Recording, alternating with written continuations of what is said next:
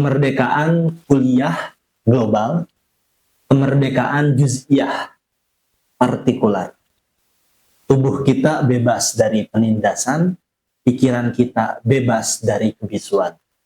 Itulah warisan para pejuang dan amanat dari agama bahwa kita harus menjadi manusia yang merdeka lahir dan batin. Itu barok atau istihlal. Korea kalau ngomongin kemerdekaan. Korea.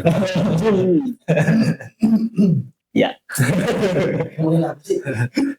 Merdeka. Tapi emang merdeka itu apa sih? Kalau saya pribadi nih, merdeka berarti sejahtera. Sejahtera kayak bebas dari penjajahan. Kalau misalkan mau ngomongin merdeka, identiknya dengan penjajahan. Kalau konteksnya Indonesia, merdeka ini berarti bangsa yang sedang dijajah dan bangsa tersebut melawan penjajahan. Kalau ngomongin kata merdeka, terutama setelah proklamasi tahun 1945, itu Indonesia merdeka dari penjajahan. Tapi nyatanya sampai sekarang masih dijajah. Dijajah siapa? Perbudakan. Dibudaki oleh harta, jabatan, dan lain sebagainya. Udahan kali ini Pak. Iya. Tapi kalau secara Islam mungkin kamu Unwan, merdeka itu kita sudah tidak ada hijab lagi dengan Sang Maha Kuasa. Sudah tidak dibudaki lagi tadi dengan hawa nafsu berarti. Hawa nafsu sudah tidak dijajah lagi kita. Iya. Tadinya pengen makan banyak, makanya saat sedang lapar dan berhenti sebelum kenyang. Oh, Merdeka itu berarti. Iya, tidak dijajah oleh nafsu. Kita yang ngatur, bukan nafsu yang ngatur. wah, Iya kan, nggak diatur orang kan kalau merdeka mah. ya, Nggak diatur sama siapapun. siapapun. Iya, kecuali Sang Maha Kuasa aja. Berapa tahun Indonesia dijajah berapa tahun? Yang saya baca dari Wikipedia sih kurang lebih 350 tahun. Ada Itu- juga. Ada juga. Ada juga yang 142 tahun. Maksudnya kan prosesnya, proses menuju. Karena kan Belanda nggak bilang bahwa ini tuh adalah sebuah kontrak yang panjang maksudnya. Belanda nggak bilang sebuah kontrak yang panjang. Apa tadi? Kalau awalnya bilang dan diperpanjang kontrak, Akan diperpanjang. apa emang 350 tahun itu bukan dijajah sih. Relasi paling toksik dalam sejarah 350 tahun. Dia gitu, nah, sebentar sebenarnya nggak nyampe ratusan sebentar. Gitu. Sabar banget. Itu berapa generasi berarti ya? Maksudnya berapa? Nenek moyang, engkongnya, kakek, buyut, engkong. Wah terus itu dijajah ngalamin. Berapa generasi? Perlawanan ya. Malaysia kalau di buku-buku sejarah yang beredar di di sekolah segala macam itu kan katanya datangnya para penjajah itu untuk nyari tembakau sih rempah-rempah kayak gitu ke Indonesia. Dan yang bikin saya kaget kalau ternyata awal mulanya itu ternyata orang-orang Eropa itu kebanyakan kurang suka rempah-rempah. Terus si Johnson nyari apa nih bahasanya? Gokil. Tapi jangan-jangan di Belanda juga ada seblak, Mbak. Seblak. Takutnya ada bekas-bekas noni-noni Belanda dulu yang masih nyimpan memori. Oh ini buat bikin seblak cikur.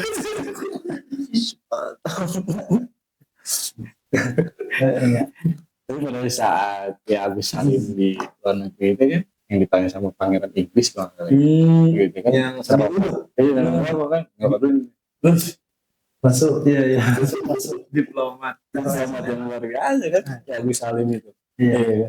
Bawa apa nih kata si pangeran tuh? Kata Oh iya. si itu Johnson. Kan kurang lebih kan jawabnya ini yang dulu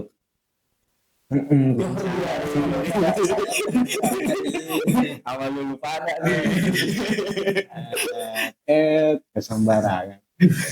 Cuman ya kok ini banget kalau emang ternyata tanpa ada kepicikan, tanpa ada niat yang aneh-aneh, tanpa ada liwardin mutaakhir, tanpa ada maksud lain, kalau hanya sekedar nyari rempah-rempah, parah sih kalau akhirnya ternyata Gak suka.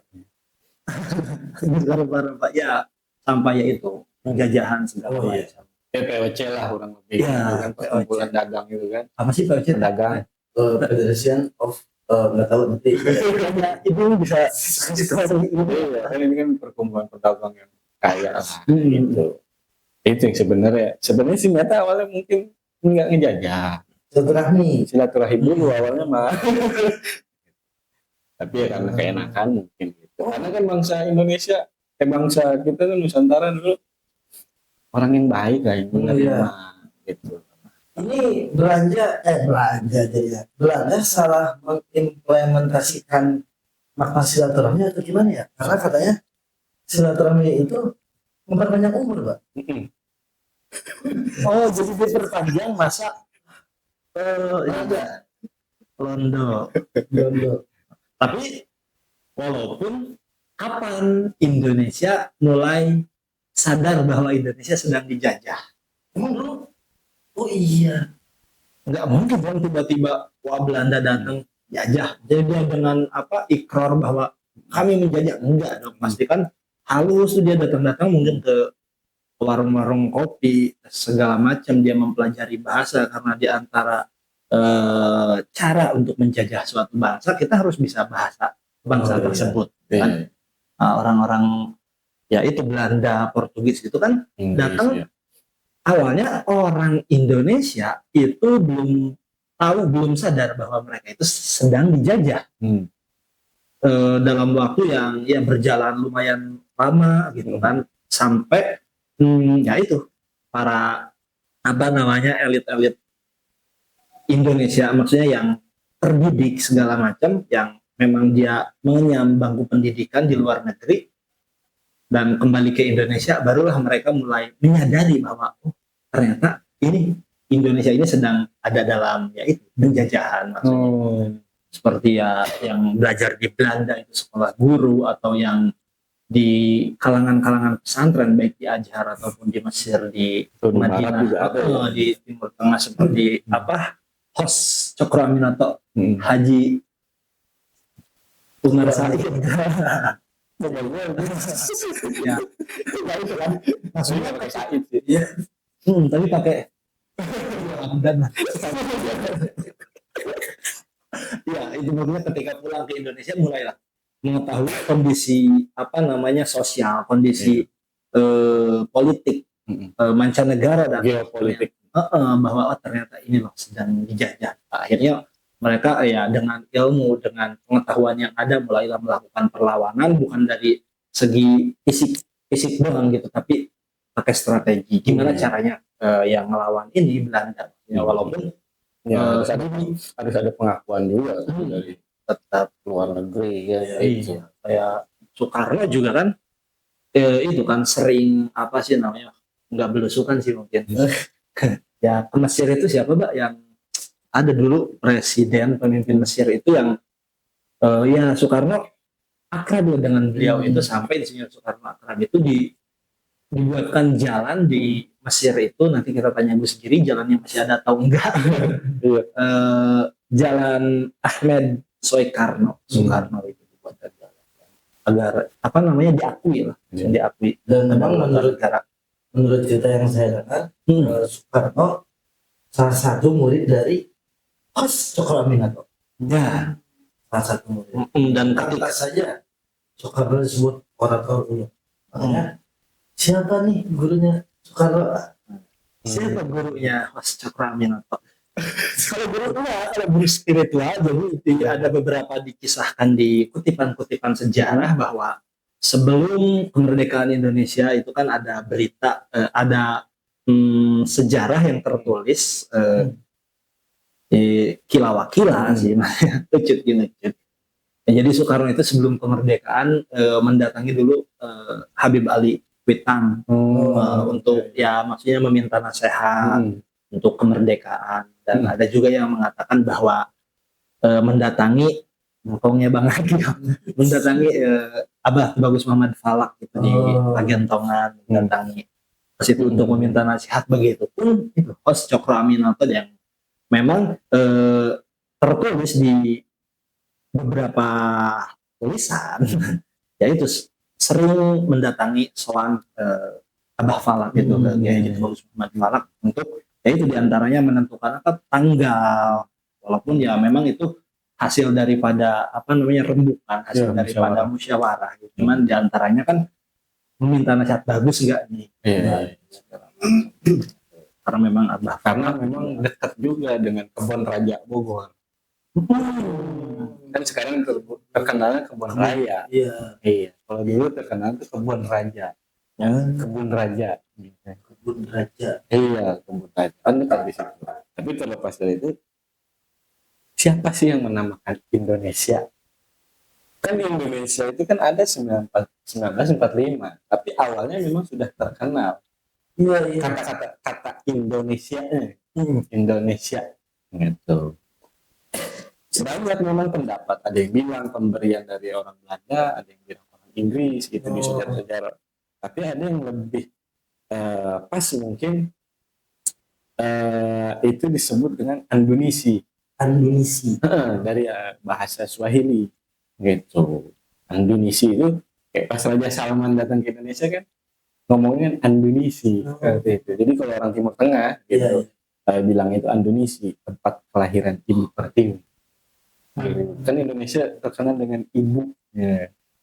Itu apa mungkin memang ada satu orang wanita yang melahirkan pulau-pulau di Indonesia? Memang kalau misalkan dari kata Indonesia sih masuk akal juga Bang. Soalnya orang Arab itu sedikit susah ngomong berkat i. Susah. Ada yang namanya Wilda, nggak bisa orang Arab. Jadi Wilda. Iya, maksudnya Timur Tengah lah, gitu. Afrika gitu kan bangsa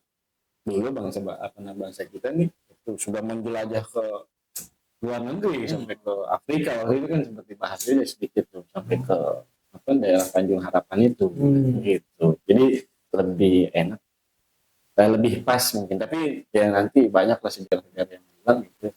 Lebih condong mungkin ke itu tadi Andunisi. Nah, kesini-sininya disebut Indonesia gitu. Tapi mungkin karena waktu itu juga pada abad 2 Masehi itu ada yang namanya disebut Queen of Sheba yang datang ke Indonesia dari Afrika itu. Queen of Sheba. Abad 2 Masehi. Abad 2 bukan Ratu Balkis ya. Gitu. Kan disebut juga kan Queen of Sheba juga. Tapi ini Queen of Sheba yang 2 Masehi, bukan yang sebelum Masehi gitu. Nah itu terkenal dengan bahasa itu, bahasa Swahili itu Indonesia. Nah Indonesia sendiri kan merdekanya kan 1945. Sebelumnya kan banyaknya kan kerajaan-kerajaan. Dari kerajaan-kerajaan itu musyawarah dibentuklah negeri Indonesia ini gitu. Panjang Pak ya? Panjang gimana kalau ngejelasin sejarahnya mah gitu. Jadi kan itu kan ya raja-raja gitu kan dari istilah yang dari Sumatera. Kalau di lagu kan Ini selawatan sih. Dari Sabang sampai Merauke berjajah pulau-pulau. Itu dua sambung. Kan itu kan dari itu juga dari Bahar kan. Pak Ilun. Oh kirain Bahar. Pak Ilun gimana? Ustaz Ilun, Pak Ilun kali ya. Iya. Jadi Bahar Basit itu teman-teman. Gimana kan tadi lebih paham. Kalau kata Buya tadi kan dari itu nyanyian itu. Jadi dari Sabang sampai Merauke itu kan dulu kan kerajaan-kerajaan.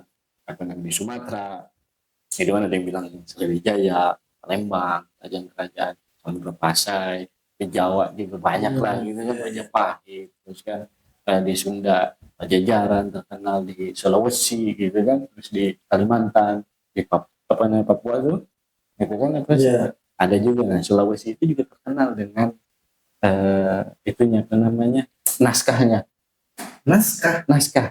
abad ke-19 itu masuk Guinness Record dunia, naskah terpanjang di dunia, La Galigo.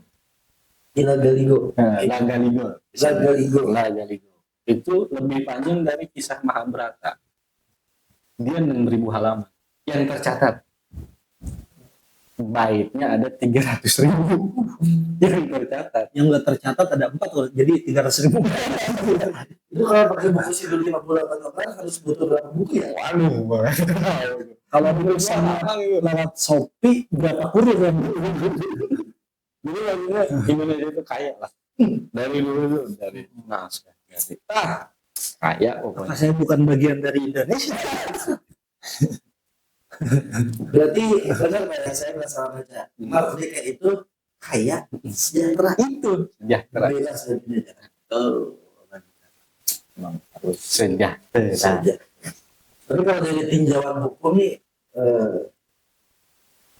tinjauan hukum kemerdekaan Indonesia ini ya terpampang jelas di pembukaan Undang-Undang Dasar 1945 bahwa kemerdekaan ialah hak segala bangsa. Kalau dari tinjauan hukum, mungkin kalau dari apa?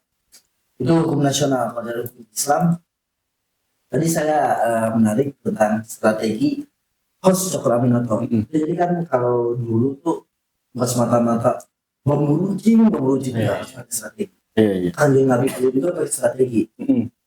Kalau ngambil dari surat Al-Hujurat, ya ayuhan nasu inna khalaqnakum min dzakarin wa unsa wa ja'alnakum syu'uban wa qabaila lita'arafu.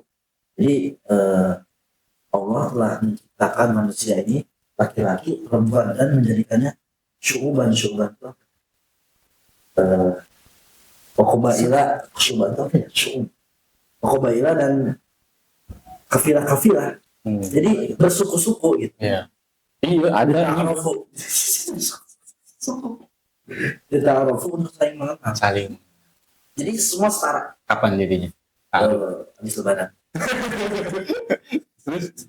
Jadi emang semua setara, nggak ada yang membedakan. Semua setara. Makanya, Yang membedakannya? nah, terusannya inna akramakum indallahi atqakum. Yang paling mulia itu orang yang paling bertakwa Di sisi Allah. di sisi Allah. Jadi semua orang diciptakan setara. Yang membedakan adalah orang yang bertakwa dan lahir di bulan Januari. Jadi memang perbedaan itu kalau ditinjau dari hukum syariat, dia tidak patut. Tidak boleh. Karena semua diciptakan setara. Yang membedakan. Tidak Sekian. pakai serban ya. Kalau serban itu berarti memang ya berarti penjajahan itu hukumnya haram. Haram. Tidak boleh lah.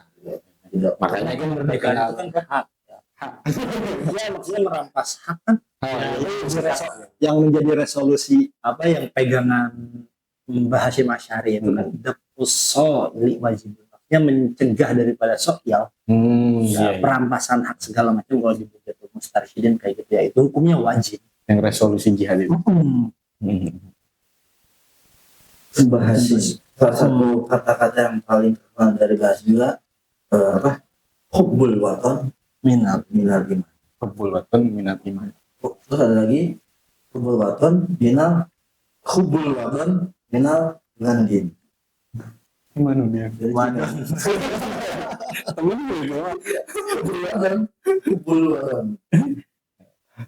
Ini tadi resolusi jihad itu kan yang terkenal itu kan. Jadi ulama dan santri Luar biasa. itu tidak bisa dipisahkan dengan Indonesia, atau maksudnya kemerdekaan Indonesia. Apalagi pas resolusi jihad itu kan. Itu gimana? Saya nggak bisa ngebayangin. Sejelimet apa waktu itu? Santri, kiai, Laskar-laskar Indonesia lah. Indonesia. Saya wah luar biasa. Sampai bisa ngebunuh Jenderal Malabi itu. Oh iya. Ya. Brigade. brigadir. Iya. Tapi memang tidak diungkap siapa yang membunuh itu si Malabi ini. Memang ditutup mungkin sama beliau. Itu kan pada saat itu menunggu ya Bas Buntet itu kan ya. Karena si Malabi ini memang terkenal dengan keunikannya. Maksudnya bukan kayak orang biasa, dia punya kelebihan yang mungkin kalau bisa kayak ilmu hitam mungkin ya. Gitu. Orang sana pada kayak gitu biasanya. Ini maksudnya bisa gitu ya. Hal seperti itu. Kayak cerita saya Subakir ini kan. Gitu. Datang ke Indonesia. Nah, itu nanti harus kayak ini mah urusannya kayak pas bentet ketimbang si Masyari. Nah itu akhirnya kan dikasih amalan kan sampingnya tuh. Itu tadi ada 3 orang katanya nembak itu. Dan tidak diketahui jasadnya di mana. Tapi di surat ke para tentara Belanda itu apa namanya ke penjajah hilang gitu. Ada yang bilang tewas, ada yang bilang hilang. Yang drama lagi. Kill. Memang Tapi perjuangan ini udah merdeka benar berarti. katanya. Tapi yang sudah merdeka tidak dijajah oleh Ojo. Kita berani merdeka. Merdeka. Waduh. Apakah kita sedang menuju penjajahan?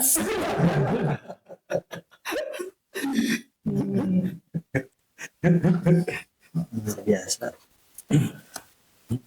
Sebetulnya luar biasa. Jadi ini cuman kayak cerita ini nih tadi bapak ngomong terus jadi ngomong kayaknya di sekolah-sekolah ini nggak ada Ben. Kayaknya gitu. Maksudnya sejarah-sejarah kayak gini tuh nggak ada di sekolah. Tapi kalau misalkan dipikir secara logika wajar aja nggak ada. Maksudnya wajar aja kalau cerita ini nggak ada. Kalau ada, wah bisa pulang malam Bang. Wajar. Panjang. Wajar banget. Enggak. Siapa yang ngomongnya? Nggak harus pulang malam kan? Bisa sampai 6 tahun. Ini sejarah ini kan ada apa kalau kata Bung Karno apa? Jas merah. Jas merah. Jangan melupakan jas merah. Jangan melupakan sejarah. Jangan melupakan sejarah. Bisa sikat. Jangan melupakan sejarah. Nanti ngomong-ngomong jas merah, Gagal kalau bisa kalau pakai pakaian merah itu katanya itu ada kata di Sadrin terkadang kan kalau bisa ada garis-garisnya, jangan full merah, kurang bagus juga. Berapa emang Mbak? Hah?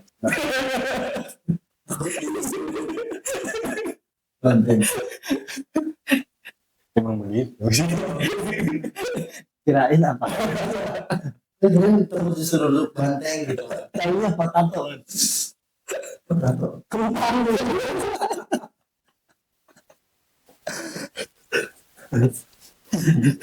Iya, Bung Karno perjuangan itu mudah mengusir sejarah. Mengusir penjajah. Iya. Itu ngomong jas merah itu. Astagfirullah. Mengusir penjajah. Itu. Jadi kurang bagus ya.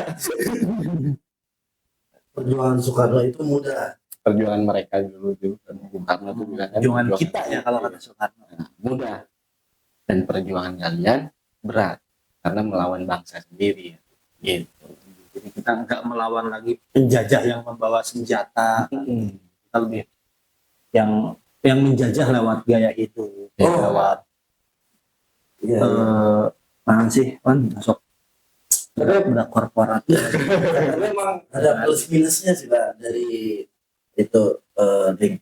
Ada plus minusnya dari apa? Merdeka. Ya plusnya kita bebas dari penjajahan.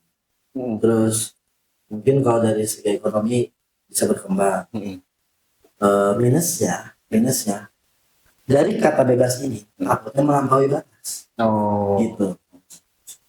Mungkin kita bebas sih jajah, malah melampaui batas. Takutnya budaya asing masuk, mereka itu budaya asing. Takutnya karena mereka menduduknya pada kebebasan itu sendiri. Padahal kebebasan juga punya batas. Ya, semuanya Dan bebas. puncak daripada kebebasan adalah tahu batas. Tahu Batas. Ya.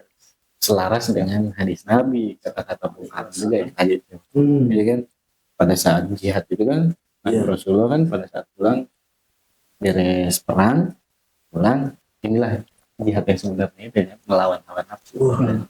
Balik lagi ke situ. Ya, jadi Lawan. iya berat merdeka. Iya. Gitu. Melawan hawa nafsu ya nafsu ingin pemimpin dengan gaya otoriter, memanfaatkan jabatan, korupsi dan lain-lain, maksudnya itu kan nafsu. Berarti ya yang seperti itu orang-orang yang korupsi, orang-orang yang tidak sesuai diberikan jabatan dan dia semena-mena dengan jabatannya, berarti mereka juga termasuk penjajah. Iya, penjajah karena kan itu berarti dia menggunakan hawa nafsu. Iya. Menggunakan hawa nafsu. Makanya bagus juga kalau ada dari kalangan santri ataupun siapa aja yang mereka memang mempunyai iman, mereka bertakwa kepada Tuhan, mereka takut kepada Tuhan dan mereka menjadi seorang pemimpin ya bagus dong, agar ya nggak ini kejadian dipimpin oleh pemimpin yang katanya memimpin padahal jiwanya menjajah, padahal program-programnya, padahal kebijakannya justru menjadi siksaan, jadi jajahan kepada rakyat-rakyat. Jadi nggak bisa dipisahkan dari yang udah santri ngajajin nggak usah ikut politik, nggak benar juga maksudnya. Maksudnya harus tahu dong soal itu, harus politik, harus berkecimpung karena biar lebih ada zautnya, biar lebih ada rohnya juga, di mana ketetapan di mana peraturan itu dibangun dan ya ini dengan syariat agama manapun, karena setiap agama, setiap keyakinan pasti menuju kepada kebaikan. Agar pas itu maksudnya santri juga nggak bisa kalau harus dipisahkan dengan politik, makanya sedikit harusnya sih siasat dibahas. Iya, kayak Wahid Hasyim, Gus Dur, ya banyak lah gitu sebenarnya. Kayak Gus Dur juga kan santri, jadi presiden juga kan, ada yang udah sempat jadi presiden gitu. Belum ada lagi, tapi sekarang kan belum, mungkin mudah-mudahan lebih banyak lagi nanti dari kalangan orang terpelajar, terdidik dan takut kepada Allah, khususnya takut kepada Allah. Banyak kasus-kasus yang memang belum terungkap misalnya kan gitu kan, ya nanti terungkap ya. Tapi Pak, kalau misalnya tadi ngomongin tentang pemimpin yang katanya mereka memimpin pada menjajah, mungkin tantangan juga Pak buat kita semua orang Indonesia gitu. Karena siapa yang mencintai Indonesia berarti mencintai juga para koruptor, para pemimpin yang hakikatnya menjajah, begitupun mencintai wanita atau mencintai ibu, enggak mencintai wanita. Kalau misalnya kita mencintai wanita, berarti kita juga mencintai cerewetnya, ingusnya, batuknya. Iya. Karena itu semua bagian dari wanita. Pemimpinan tadi bagian dari Indonesia juga. Dan juga memang mungkin kata merdeka itu ya benar ada setelah proklamasi dibacakan, tapi sampai kapanpun kata penjajahan itu selesai dari setelah proklamasi dibacakan. Mungkin padahal nyatanya ini penjajahan ini terus sampai sekarang. Ya buktinya yang tadi pemimpin itu. Iya. Ya jadi itu kalau tugas dari pejuang itu kan untuk memerdekakan Indonesia dari jajahan bangsa asing, dan buat kita yang baru lahir ketika Indonesia sudah proklamasi, sudah merdeka, berarti tugas kita adalah menjaga kemerdekaan Indonesia ini yang dihadiahi oleh para pejuang agar tidak kembali dijajah baik oleh bangsa asing maupun bangsa sendiri. Ya harus dijaga lah penjajahan itu. Kalau di Quran gimana teman? Harus dijaga. Ya kalau nggak mau dijarah atau dijajah lagi, mindset, pola kita itu juga harus dirubah. Innallaha la yughayyiru ma biqaumin hatta yughayyiru ma bi anfusihim. Jadi Allah tidak akan merubah suatu kaum kecuali mereka merubah mereka sendiri. Jadi pribadi-pribadi kita juga harus mengupgrade. Upgrade. Nah itu Mbak ngomong itu udah di ujung lidah. Upgrade. Iya, iya mengupgrade pribadi kita masing-masing. Ya, ya. Kedepannya lebih baik. Lebih baik. Kalau kita tarik ke belakang tadi di mana bahwa Indonesia ini baru sadar bahwa kita ini sedang dijajah ketika pulangnya orang-orang yang mengenyam pendidikan di luar negeri baik di Timur Tengah maupun di Eropa, bahwa kita baru deh kita sadar bahwa kita sedang dijajah. Itu buah daripada pendidikan, buah daripada ilmu, dan dari situ kita sadar bahwa penjajahan ini bukanlah kodrat, tetapi sebuah sistem yang bisa dilawan dengan strategi. Biasa. Strategi. Rahmatan lil alamin. Kalau itu apa? Baldatun, Ya, jadikanlah mudah-mudahan Indonesia ini jadi baldatun thayyibatun wa rabbun ghafur. amin. Allahu a'lam bishawab.